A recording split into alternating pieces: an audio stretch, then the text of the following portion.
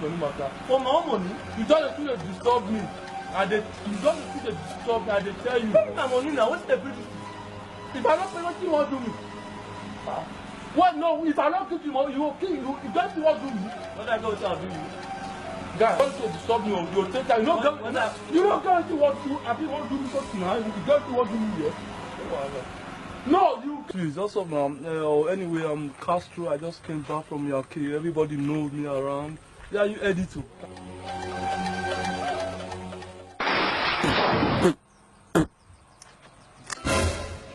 Chai!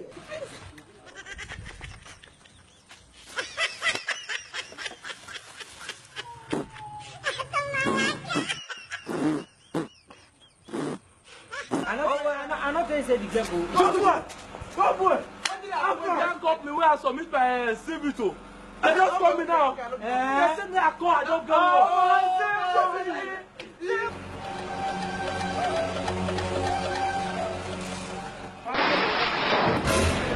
Congrats.